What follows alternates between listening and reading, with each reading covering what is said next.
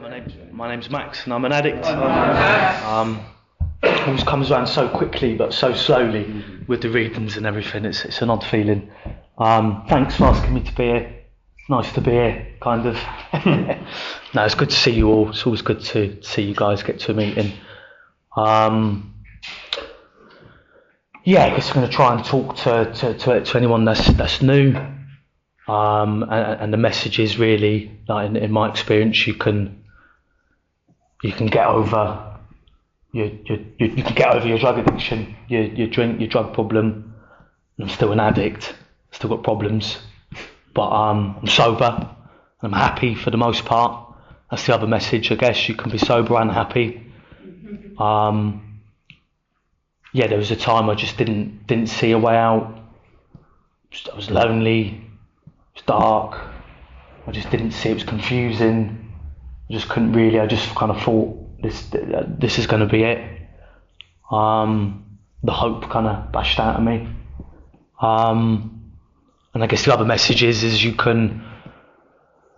As I say, you can be sober and happy. And I guess the only way that's possible is to change, I think. So the other message kind of is you can change, and then maybe be close to the person you maybe always wanted to be. It's my experience. Someday I'm not quite there. I think I'll never be there, but I think I've come a long way. I think this. Yeah, cheers, Jamie. Yeah, if you remember me. Yeah, someone was telling me that in the car yesterday. It's a bit cheeky. Oh, I couldn't stand you those years ago. I'd avoid you. Didn't want to get in a conversation with you.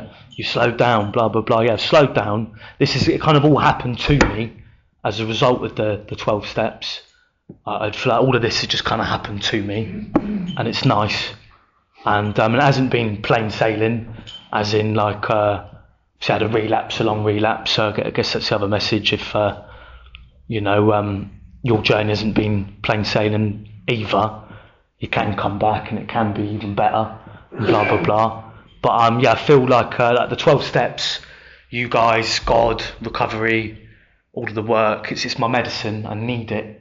I need God. I need you guys. Couldn't do without it. And I kind of feel like now, as a result, my brain, my mind kind of works as it should do, like how it's intended to as a human being. Maybe kind of works as it should do. It's kind of how it feels now. Like I used to be so angry. I don't get angry anymore. I really don't. I get resentful. I get irritated when I'm driving or whatever. But I don't get angry really. Can't remember the last time I was angry. I used to be. I get fearful. I get fears. I've done a little step 4 just out of nowhere. Just done a bunch of fears and a little step 4 yesterday and shared that with someone. I needed that, so I get fearful. But I'm nowhere near as anxious as I used to be. Panic attacks, bounce off the walls. I haven't had a panic attack in years. I haven't had a fight in years. I haven't been arrested in years. I haven't woken up. How have I done this again in years? And that was my story really. Just sort of coming to how have I done this again? I promise I'm never going to do this again. It just happened again and again and again. I didn't know what was wrong with me. And I come in, you guys and the big book taught me what was wrong with me. It was mind blowing. It was a relief. What was I talking about? It's been waffling really. Talking about myself, favourite topic and all that. I started smoking weed. I was about 11. Loved it. Done something for me. I think I loved the connection I found with my new friends, sort of thing. If I'm honest, I just started secondary school. Felt part of yada yada. I was always trying to impress. I always wanted everyone to like me. And I only know this now, looking back. When I look back to those sort of younger years, you're always trying to fit in with the crowd and impress, and just trying to be someone I wasn't really. Like in those years, 13, 14, 15, like fighting and selling drugs. And I'm from here, Bournemouth, and I've been to all the schools, getting kicked out of schools. The shit I put my parents through. Mental few years. I think it must have been 13, 14. I was smoking the weed every day. I needed it. It was my first love. And then there's the ketamine and the Mandy and the drink, Xanax. Don't know why I'm just listing random drugs. But I tried them and I liked them all. I liked them. I hate cocaine, but I did love cocaine. I hate it now, and it just makes me. That's the thing now. Someone mentions cocaine or I think of cocaine, it's like, It's like I just instantly, more often than not, I'll picture myself in a bush or something, scatting out, finishing it off. Whereas back then, as mad as it is, I could be in a bush. 2 days later, you mentioned cocaine. I'm like, what, when, how, where, who, where, how much? Like, now, please. That kind of. I tried to forget. I forget about the bush, even though the bush was 2 days before. And now, years ago, I can remember the bushes, loads of them, fucking loads of them. Yeah. It's first time I've done, and it's not about the drugs, is it? Just a little disclaimer, but yeah, if you've done different drugs or whatever, I just hope maybe you can relate to how I feel or the patterns to how it cut me up and how it all done me in. But yeah, obviously I loved it. It done something for me. Stopped working quite quickly for me. Didn't really give me much of a chance, where. Just stopped doing what it did. It just made me just the psychosis, the paranoia, the anxiety. I just lose the power of speech. I can't talk to you. Even speaking to some of you from time to time, when you talk about your younger years, like festivals and things. I remember my mates would invite me to a festival. I'd freak out. No, I'm not going. I'm not going to a festival. What happens when I run out? What on earth am I going to do in the field with no more cocaine? Things like that freak me out. I just sit in my room and just freak out. Yeah, freak out wherever I am. But no, it cut me up quite quick. It just weren't working. Within half an hour now, I'm not enjoying it. I'm just always, And then next thing people saying, go home. It's I can't. You don't understand. Max, slow down. I can't. Can you just shut up, sort of thing? You don't understand. But yeah, it must have come a point where it was like, right, next weekend maybe I'm not going to do that. And I do it again and again and again, and then it got to the point where it was like, I'm definitely not going to do that. I'm making promises now, really believing I'm never going to do it again. But again and again and again, I'm doing it, and I'm coming too confused. That's what I remember, just being so baffled in those years. Like, why am I doing this? Like, that thought would come, I'm just going to have a drink. I'd never drink or just drink. Almost got resentment at that, really, in my sick head. I can't remember the last time I was drunk. I never get drunk, never get the chance. My master cocaine never gave me the chance to be drunk. Do you know what I mean? But talking absolute nonsense. But no, probably some of you probably relate. But that was the lie. I'm just going to have a drink, or I'm just going to have a bit, or I'm going to get home for 4 o'clock, and I'm only going to spend 100 quid because I've got to be so and so the next day. But I'm boring myself now. Through a long psychosis. Well, the courts put it down to stress-induced psychosis, luckily. But I'm talking weeks, like a long, For a bad couple of it, I ended up in treatment. I'm really grateful. I went to treatment, some great times in there. I mean, I cried in there, I laughed in there, met some good people. And I remember, after the first CA meetings, they were on Zoom. And it was just blowing me away, really. I just, because I was so lonely, and I felt so alone. Like poor me, you don't understand. I thought I was the only one who would think how I think, feel how I feel, do what I do drugs how I do them, and then here's another bloke sharing my kind of story, and then everyone sharing back to him, meeting after meeting, just kind of the same thing. Get a sponsor. Go through the steps, get a big book, call your sponsor on time, call newcomers, call other addicts every day, pray, meditate, write your gratitude list. And I remember there was these solution-based meetings.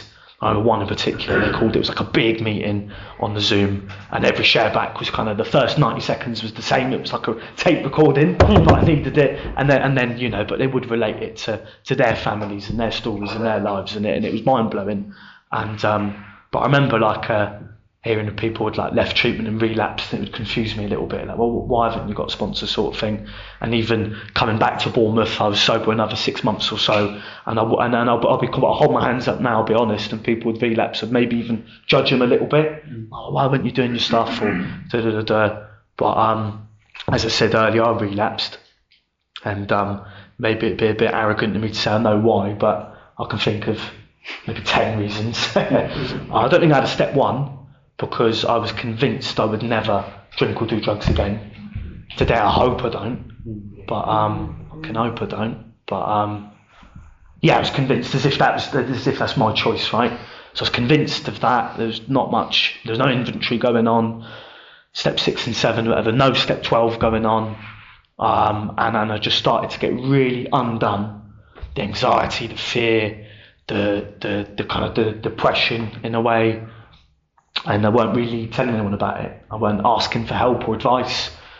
No one could say, "Oh, Max, you should do some inventory," because I weren't even on the phone chat. Do you know what I mean? I'm just doing whatever. So yeah, I think that was my biggest mistake, not reaching out and really asking for help. Or I tell you half the story and then I tell you the other half sort of thing. Dishonest. I'm a liar. Yeah. One of my defects for sure. What was I talking about? Yeah, it was gone about a year and it got worse or whatever. It was like, I remember that first time I used it was like nothing had ever changed, even with them sort of 6 or 7 months off. So that was a bit of a lesson. You know, that phenomenon of craving, that physical allergy there, rife, waiting for me. And I don't know what I was thinking when that used. I remember I was up in London for the day. Anyway, let's move on. I'm really glad I made it back. I remember them first few months of me relapse, still going to meetings and in and out of meetings, and got this sponsor and then that sponsor. I'm on this step and then that step, and I'm a week clean and I'm free. But it was painful, and I couldn't understand why I couldn't get back what I had. Like the beast was unleashed, right? The obsession was there, almost day and night, and I didn't even know it. The nonsense that was going on in my head. I remember doing a step 4 actually in my relapse. That step 4 was sick, right? The resentments. I'm resentful I can't lie. I'm resentful I can't cheat and steal. And resentful I can't drink, and all that just come out of nowhere. But like I say, I'm really, really glad I come back. And I remember people talking about, yeah, you know, make 2 phone calls and read 4 pages of the big book a day and write a gratitude list. And I'm thinking, what is that going to do for me? Even though I was a year before preaching it, but it does work. It did work. It works for me today. I need that more than ever. All those bits and bobs that I do. But yeah, I remember going to meetings off my nut. I remember one meeting just crying through the whole meeting before I come back. I remember a meeting swearing at the sharer. I'm sorry about that. Fuck you, why are you happy, why are you sober, blah blah blah. Yes, sorry, I probably embarrassed you there, but yeah. I'm sorry.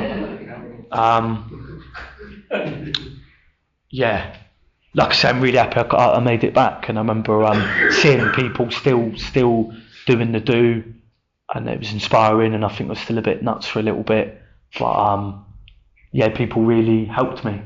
I needed to help, and today, say life is full and happy for the most part. The steps, the process, the fellowship, all of it, God has changed me. I hope you don't think I'm arrogant for saying so, but it has. It's like a change within me. And I heard someone say once, like, how do you bring out an internal change? It's through action. You've got to do some stuff. And it's been a good couple of weeks. Last week, was it last week, the week before? I done a chair in a prison. That was cool. I've done a 5 with a sponsee, done a 5 with me, that was wicked. My cousin who passed away earlier this year, not through this stuff, through some other stuff, went and seen his partner and their baby, that was nice. Spent the morning with some family today. Life is good. My life has changed a lot, outside and inside. As I say, I can kind of deal with my brain today, my mental health.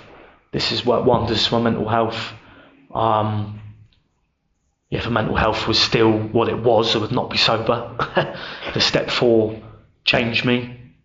Seeing the truth. Like some of the resentments I had were so delusional, so twisted. You know, seeing the truth, it's like really does kind of set you free. The nonsense that I'm walking around with. Amends. Some amends I thought were going to be easy. They weren't. Told me about myself. Thanks, Jamie. Heads up there. So that's kind of men's. I kind of feel like shows me how little I know about myself, about people, about life. It's humbling, and I need that. And again, other men's that I thought were going to be really difficult were easy. It was 9 times out of 10 for me to go. You're not expecting them. Financial amends. I remember when we step 8. Same response. I said no, but he's been deported to Latvia. He said, yeah, but we're doing step 8, we're not at step 9. You're just making a list of all persons you'd harmed. I said, no, you don't understand. He's been deported to Latvia. He said, no, I owed him money, right? But he did a year, 2 years, I bumped into him in England. It's a gives your bank details. He said, no, this is your money, gives your bank details. I've done that with a few, but then there's a few that I haven't been able to get hold of, and it does still kind of haunt me a bit. So God willing, I can make those amends. There's people that I owe money, not because I fucking borrowed it or whatever anyway, but there's people that I'd like to make things right with. But the ones I have made, the ones I have made right with, is kind of nice. I can look the world in the eye a bit more. So yeah, amends and 12 last few months. I've been unemployed recently. It's been wicked because I'm going away soon. And God or whatever it is kind of put a lot of people on my path to work with, and that's been like needed, and I need that, and that's been brilliant. So my meditation's weak sometimes, and meditation ain't great, and sometimes I slack on inventory. So maybe some parts of my program are stronger than others, and maybe without them being strong, I'd be in trouble. So grateful for how things work out, and life's what can I say, sober. It's mind blowing. It's weird. Like I was saying in a meeting the other day, like I was with family a few weeks back at my mum and dad's, and there were family round or whatever, and we were playing cards and blah blah blah blah blah, and I stayed there. And I remember coming downstairs the next morning in the kitchen, there was empty bottles of wine everywhere, right? And I remember thinking, fucking hell, was they drinking last night? I had no idea they was drinking. And they don't hide it anymore. Everyone drinks open in front of me. Why wouldn't they, sort of thing? But the point I'm making is in the evening, in the moment, I didn't notice they were drinking. My mum likes to drink, to be fair. She'd have known better, of course. Anyway. Just little moments like that. Do you know what I mean? Where it's like, wow, drink and drugs just ain't a problem for me anymore. But I'm still kind of scared. I'm terrified of relapse. I'm going to lie to you. I guess I don't walk around with that every day. That'd be a bit crippling if that's all I was thinking about. But the fear's there, healthy fear maybe. I know I'll drink and use again if I don't stay on the ball. Experience shows me that. I just know that in my heart. I can think of loads of moments like that where a friend outside the fellowship or something saying, wasn't it a bit weird in the pub the other night or something? I'm like, why? It's like, because we were drinking. It's like, well, yeah, sort of thing. Oh yeah, I guess, yeah, pub, haha, whatever. But something's changed within me, like around, what I'm trying to say is around drink and drugs. I'm saying today, thanks to the 12 steps, thanks to God, thanks to this stuff, something's changed. Like I say, you say cocaine, I think of a bush. Do you know what I mean? my thinking has changed. And like God, I often forget to talk about God. I don't think I understand my God much more intellectually than I did a few years ago. But like in my heart, in my relationship, has grown a lot, and I need it so much. I'm not religious. Kudos to anyone that is, but I need God, and not to give advice, but if anyone is new and worried about the whole God stuff, higher power stuff, I would just say, I guess the steps are designed to get you connected. So just go through the steps, and that's what I've done. That's what I'd recommend. Go through the steps. It's life changing. It will change you, change your relationships, change everything. And I was in a dark place. The suicidal thoughts, the loneliness, the despair, the confusion of it all. How have I done it again? Why have I done it again? Just convinced I was only going to do 100 quid. Never just do 100 quid. Probably weren't yours either. Say again. It probably weren't your 100 quid either. Yeah. So I see what you mean. Yeah. I'll leave it there. Thank you. Cheers.